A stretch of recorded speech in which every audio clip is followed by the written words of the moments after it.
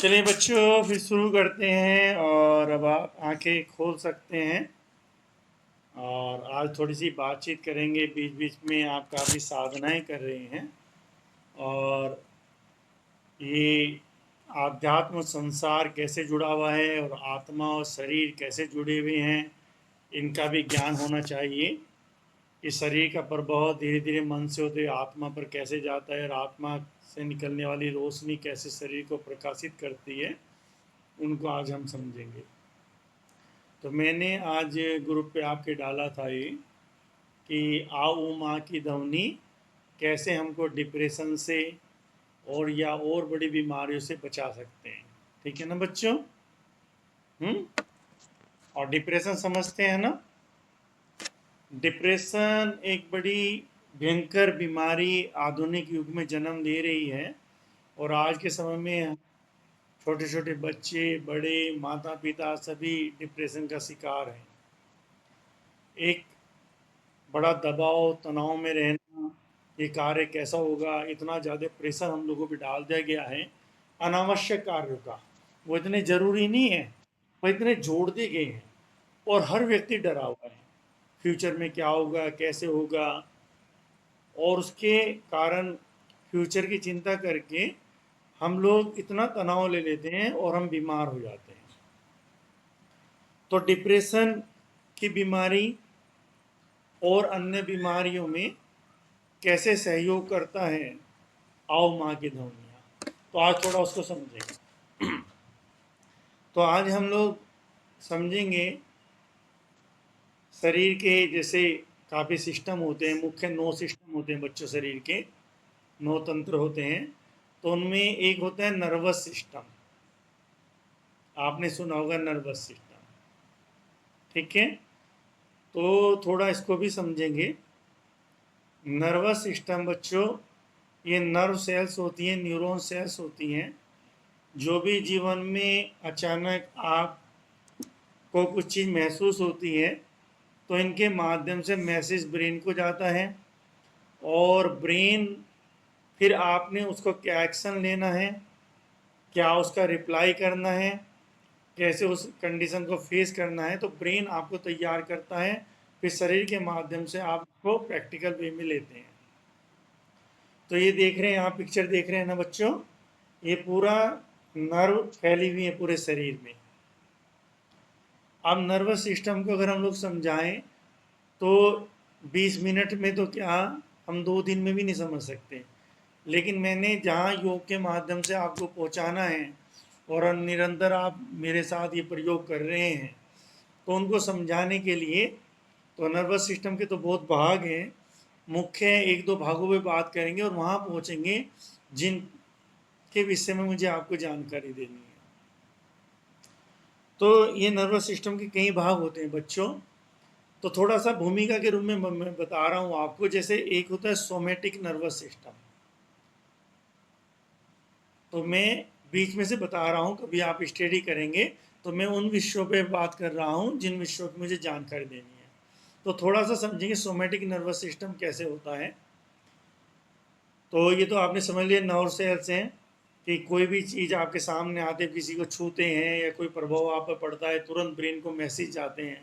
Brain एकदम उसके लिए क्या करना है वो एक्टिव करता है और आपको एक समझ देता है। तो सोमेटिक नर्वस सिस्टम को थोड़ा सा समझेंगे। आना तो हमें ऑटोनॉमिक नर्वस सिस्टम पर है, लेकिन उसके लिए सोमेटिक को थोड़ा समझना है। कि जैसे बच्चों, आप रास्ते से जा रहे हैं या आप अपने ग्राउंड में बैट बॉल खेल रहे हैं और बॉल आपकी किसी बड़ी नाली में जाकर गिर गई। अब वो गिर गई, वो बहुत गहरी नाली है, पानी है वहाँ पे बहुत गहरा। समझ में आ रहा है ना?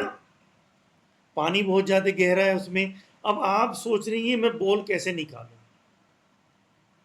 तो बॉल निकालने के लिए जो आपका ब्रेन काम, मैं एक पत्थर यहाँ पे रखूँ, उसके ऊपर ईंटें रखूँ, फिर मैं पैर रखूँगा, फिर हाथ, फिर एक हाथ से मैं उसको बॉल को उठा लूँगा, मुझे चोट भी। ये जो आप सोच रहे हैं और ये जो आप तैयारी कर रहे हैं, ये सारा आपका सोमेटिक नर्वस सिस्टम आपको मैसेज दे रहा है। और जैसे ही मैसेज आपके तैयार होते हैं, आप एक व्यवस्था करते हैं, वहाँ पे एक ईंट के ऊपर दूसरी ईंट के ऊपर तीसरी ईंट रखेंगे, पत्थर रखेंगे, उस पर एक पैर रखेंगे, फिर एक हाथ आगे बढ़ाएंगे, बॉल को पकड़ेंगे। ये सारा सोमेटिक नर्वस सिस्टम काम कर रहा है, ये कंडीशन है। तो दूसरा क्या हुआ, ऑटोनोमिक। अब आप रोड से जा रहे हैं, अचानक जा रहे हैं मस्ती में, एकदम एक सांप आपके सामने आ गया। तो अभी आपके एकदम सामने आया, अब आप विचार, एकदम आपने देखा और कूद के आप दूसरी तरफ छलांग लगा दिया आपने। क्षण भर ही हुआ, क्षण भर में आपने छलांग लगा दी। ये आपका ऑटोनोमिक नर्वस सिस्टम। ऑटोनोमिक क्षण भर में आपको वो सांप देखा, उस सांप तुरंत आपने छलांग लगा दी। आपने सोचा नहीं, आपने ये नहीं सोचा आपने दाएं कूदना है बाएं कूदना है, आप धम से कूद के। आप ट्रेन में सफर कर रहे हैं, कितने लोग होते हैं ट्रेन में एकदम आग लग गई तो उन्हें पता नहीं होता, एकदम खिड़की से कूद जाते हैं। इतना सोचने का उन पर समय नहीं होता है। या छत पर है बच्चे, छत पर आए हुए हैं, बंदर आगे बहुत सारे, और उनको डर लगा, वैसे उस छत की से वो नहीं कूद सकते, डरेंगे, लेकिन धम से उन्होंने छत से छलांग लगा दी। तो ये उन्होंने का ऑटोनोमिक नर्वस सिस्टम ने एकदम से काम किया। इतना क्लियर हो गया। अब दूसरे तरीके से इसको समझाएंगे हम बच्चों आपको। आप फाइटिंग करते हैं, जब फाइटिंग में आपको सिखाते हैं आपके सर की कोई आपको आगे से फ्रंट से किक मारता, आप एकदम बैक से मारो, तो आप उसे फाइटिंग करते हुए सोचते हैं ये खिलाड़ी मुझ पर हावी हो रहा है, तो आप दिमाग लगाते हैं अब मुझको ये किक, इसको काउंटर किक मारनी है पॉइंट लेने के लिए। ये तो ये वाली किक चला रहा है, मुझे काउंटर किक मारनी है। तो यहाँ आपका सोमेटिक नर्वस सिस्टम काम करता है। एकदम से आप, उसने नंबर 6 किक मारी, आपने एकदम से एकदम बैक किक मार दी, काउंटर मार दिया, ये हो गया। लेकिन आप खड़े हैं, उसने एकदम किक मारी, एकदम नीचे बैठ गया या कूद के पीछे हट गए, ये ऑटोनोमिक है। इतना क्लियर हो गया है ना बच्चों? इतना क्लियर समझ में आना शुरू हो गया ना? अब ऑटोनोमिक जो नर्वस सिस्टम है, इसके भी दो भाग हैं, एक सिंपैथेटिक, एक पैरासिम्पैथेटिक।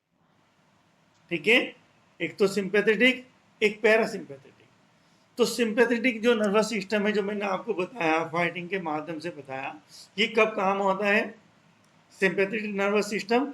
कि अचानक कोई घटना आपके सामने घटी, जैसे मैं बोला था मैंने सर्प आया, तो आपने तुरंत डिसीजन लिया, सर्प आ रहा है या कोई जानवर आ रहा है, मुझे भागना है, इससे लड़ना है। आपके सामने कोई बड़ा जानवर आ गया, मान लो कोई डोगी आ गया, कुत्ता आ गया, अब आप दो डिसीजन लेंगे, कुत्ते को मैं लड़ूंगा, इसे यहां से भगा दूंगा, या मैं भाग जाऊं। हो रहा है ऑटोनोमी की, कि एकदम से आपने उठाया, डंडा उठाया और कुत्ते को मार दिया, या डला उठाया कुत्ते को मार दिया, एकदम भाग पड़े, ये ऑटोनोमिक हो रहा है। तो ये सिंपैथेटिक नर्वस सिस्टम ये पूरे दिन आपका चलता है, कि आप खड़े, घर में खड़े, और पता लगा इधर कहीं मोमबत्ती कैंडल जल रही है और आपका हाथ लगा, एकदम आपने खींच लिया, क्षण भर की भी देर नहीं लगाई और आपका हाथ जला, आपके जो स्किन ने एकदम मैसेज दिया आपके ब्रेन को, ब्रेन ने एकदम मैसेज दिया, क्षण भर में होता है, एकदम खींच लिया। ये ऑटोनोमिक नर्वस सिस्टम आपका काम कर रहा है। इतना क्लियर हो गया? मुझे ये भी बात नहीं करनी है, मुझे जो बात करनी है उसके लिए समझना जरूरी था। तो ये सिंपैथेटिक हो गया, कि एकदम क्षण भर में डिसीजन ले रहा है, लेकिन आपका एकदम से एक्शन ले रहे हैं आप, आपने वहां पे हाथ रखा, तुरंत आपको हटाना है, कोई जानवर आ गया है, आपको जानवर से डर के भागना है, या आपको जानवर से लड़ना है। ये जितने भी जो सिंपैथेटिक नर्वस सिस्टम काम करता है, इसमें आपकी बहुत एनर्जी लगती है। तो डेली जो आपकी एनर्जी खर्च होती है, ये एनर्जी को खर्च हो रही है बराबर आपके इसमें। तो डेली आप आते हैं, ताइक्वांडो करते हैं, एक्सरसाइज करते हैं, अब आपने ये किक चलाई, ये किक चलाई, एकदम से अचानक किक मारी, ये सब करा, तो ये सब आपका सिंपैथेटिक नर्वस सिस्टम चला, लेकिन आपकी एनर्जी भी खर्च हो रही है, और शाम को आप थक के सो जाते हैं। जब आप थक कर सो जाते हैं बच्चों, तब आपका चलता है पैरासिम्पैथेटिक सिस्टम। पैरासिम्पैथेटिक सिस्टम वो क्या काम कर रहा है? वो भी निरंतर काम कर रहा है।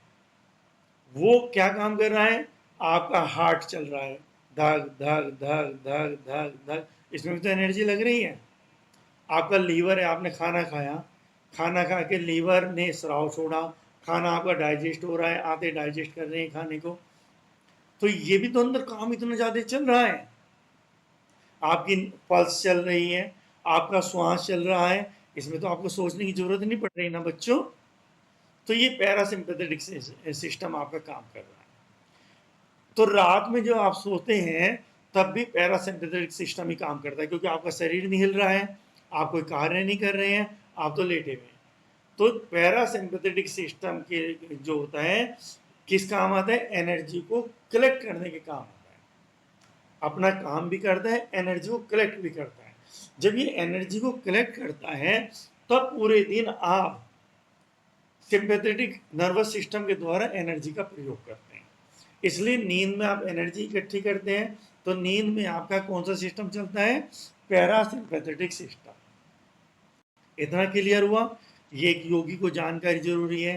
ये जानकारी आपको क्यों दी जा रही है, कल को जब बीमार लोग आपके पास आएंगे, आप उन बीमारी को कैसे समझेंगे कि ये बीमारियों का जन्म कहाँ से हुआ, ये बीमारियों का जन्म आखिर कहाँ से हुआ, तब आप समझेंगे जब भी किसी का पैरासिम्पैथेटिक नर्वस सिस्टम डिस्टर्ब होता है तब बीमारियां जन्म लेती हैं। बीमारियां हमें बाहर दिख रही हैं, किसी के हार्ट रेट बढ़ गया, दिल बहुत तेज धड़क रहा है, उसको बाद में हार्ट अटैक आ गया, किसी का डाइजेशन बिगड़ गया, खाना डाइजेस्ट ही नहीं हो रहा है, उसे वोमिटिंग हो रही है, तो डॉक्टर बताएगा आपका लीवर खराब हो गया है।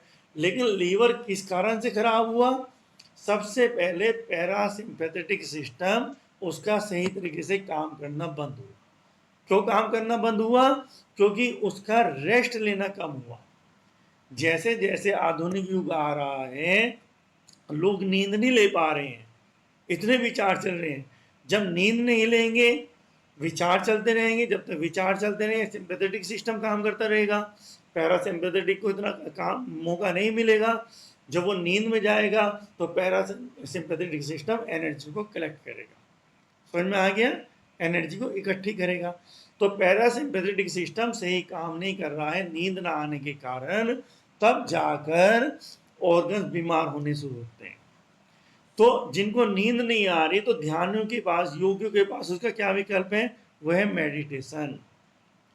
फिर मेडिटेशन के द्वारा हम उसी स्थिति में पहुंचते हैं, हम जागे होते हैं लेकिन मन को शांत करते हैं, और जब मन हमारा शांत होता है उस अवस्था में हमारा कोई शरीर तो स्थिर होता है ऐसे। तो कौन सा सिस्टम काम करता है, पैरासिम्पैथेटिक सिस्टम। जब पैरासिम्पैथेटिक नर्वस सिस्टम काम करता है बच्चों, तो एनर्जी हम खींचते हैं, तो हमारे ऑर्गन्स को एनर्जी मिलती है। ये मैंने आपको समझा दिया, क्लियर होगी बात। ये बातें अभी आपको थोड़ी थोड़ी मुश्किल लग रही है, लेकिन जैसे जैसे आप बहुत चीज़ें समझने लगे हैं यहाँ पर आकर, ध्यान की, योग की, ये चीज़ें बड़े आसानी से समझने लगेंगे। फिर आप अपनी बीमारी, मुझे बीमारी क्यों हुई है, और जो आपके पास आ रहे हैं, आपके घर में मम्मी पापा हैं और लोग हैं, बीमारी का मुख्य कारण क्या है, इनको ढूंढ पाएंगे।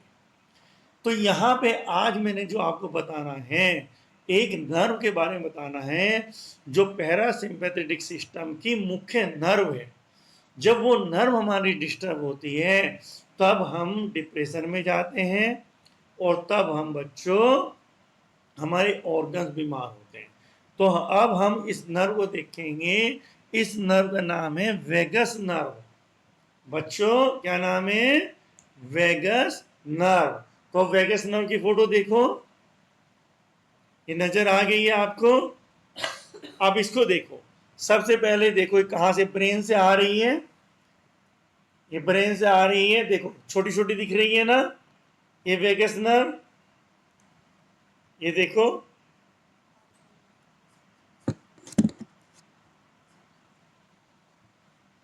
दिख रही है ना, ये दिख रही है बच्चों, ये येलो कलर्स में नीचे आती हुई, ये कहां से आ रही है, अब देखो ये गर्दन है ना हमारी, गर्दन पीछे, सर्वाइकल की C1 C2।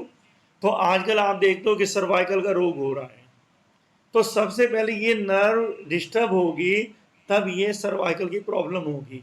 तो इस नर्व के द्वारा मैसेज हमारे जो इंटरनल ऑर्गन्स है, जो वाइटल ऑर्गन्स हैं, उसको मैसेज जा रहे हैं, और जब मैसेज नहीं जाएंगे, वहाँ पे जब काम नहीं होगा, तो वहाँ पे बीमारी बढ़ती चली जाएगी, और बढ़कर एकदम से सीधा ब्लास्ट होगा, हार्ट अटैक कह सकते हैं हम लोग, कैंसर कह सकते हैं।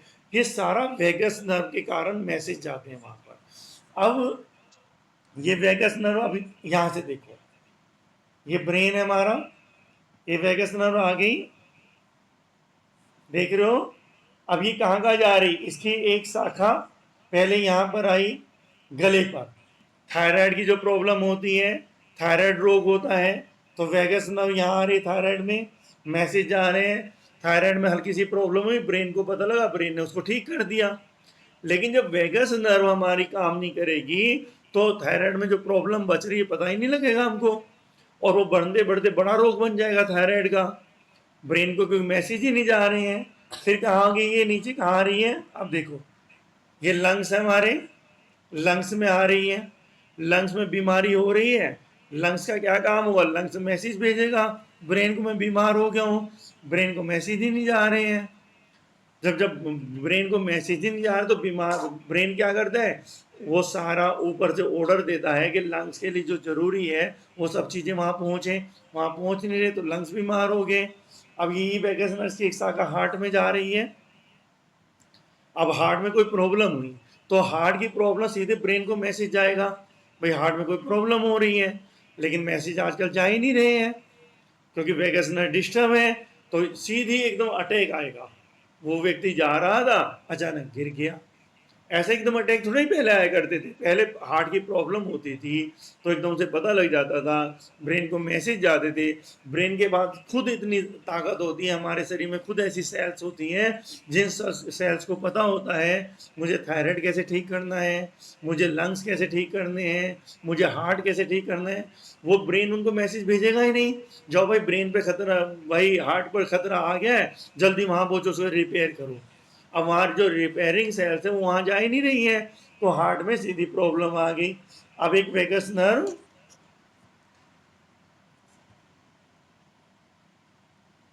अब देखो ये मैं आपको दिखा रहा हूँ, इसकी एक शाखा कहाँ जा रही है, पेट में जा रही है, पेट में जा रही है बच्चों। ये हमारा पेट है। फिर एक शाखा इसमें कहाँ में जा रही है, लीवर। साथ साथ देख लो लीवर कैसा होता है, आगे योग में हमारे ओजिमा में सब चीज़ सिखाई जाती है कि लीवर को कैसे ठीक करना है, तो उसकी पिक्चर पता होनी चाहिए हमको। फिर ये कहाँ जा रही है, इधर ये किडनी। अब किडनी देख लो, किडनी कैसी होती है, ये ऊपर किडनी है, सॉरी ये किडनी है, ये किडनी है बेटा, किडनी में जा रही है। ठीक है बच्चों, ये स्प्लीन है हमारा, स्प्लीन, स्प्लीन में जा रही है। ये इधर कहाँ जा रही है, आंतों में जा रही है बच्चों। इतना क्लियर हो गया। अब आपको ये पता लग गया, एक नर्व है हमारी वेगस नर्व, और वेगस नर्व एक एक ऑर्गन्स में जा रही है। ये वेगस नर्व जब डिस्टर्ब होती है तब हमारे शरीर में बीमारियां होती है। ये आज आपको ज्ञान हो गया। तो वेगस नर्व कब डिस्टर्ब होती है, जब हम डिप्रेशन में आते हैं। डिप्रेशन में कब आते हैं हम लोग, जब हम अनावश्यक बर्डन लेते हैं।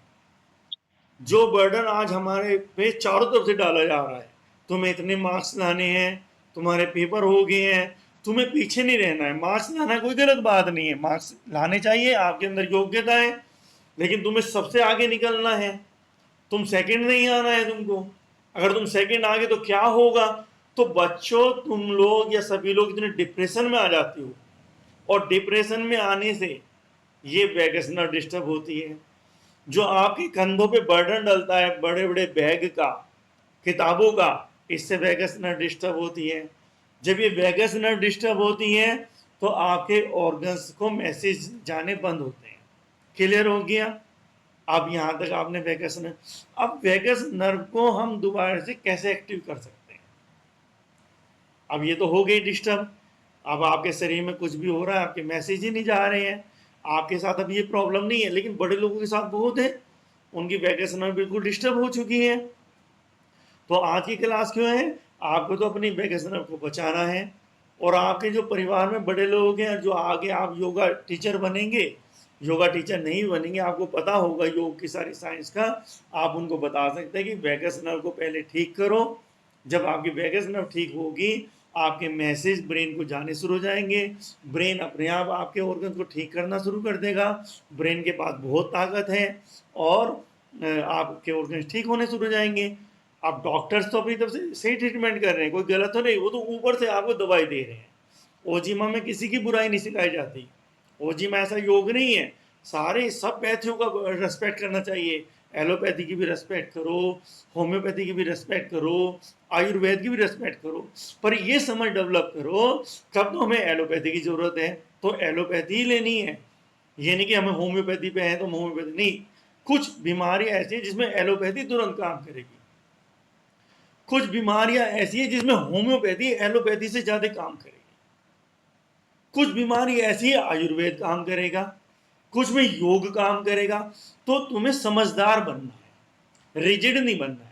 जो लोग रिजिड रहते हैं ना वो बड़ा नुकसान करते हैं कि हम तो यही करेंगे ट्रीटमेंट। तुम्हें समझ होनी चाहिए। तो जो मैं कहना चाह रहा हूं कि आपको एक तो समझ होनी चाहिए, रिजिड नहीं बनना वो जिमा साधक को।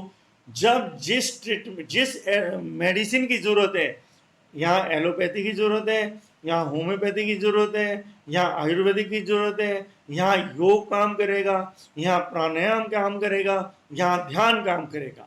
क्योंकि खाली डॉक्टर से रिजिड नहीं है, योगी बहुत रिजिड है। हम तो योगी, हम तो दवाई नहीं लेने की, तो इतनी रिजिडनेस, तो इसे अज्ञानता बोलते हैं। अरे योगी हैं आप, योग की क्रियाएं कर रहे हैं, लेकिन अभी जरूरत आपको मेडिसिन की, आप मेडिसिन ले लीजिए, फिर योग ठीक कर देगा आपको। तो पहला तो संदेश है रिजिडनेस नहीं लानी अपने अंदर, यानी कि एक जगह केंद्रित समझदार बनना है, कब किस चीज की समझ है।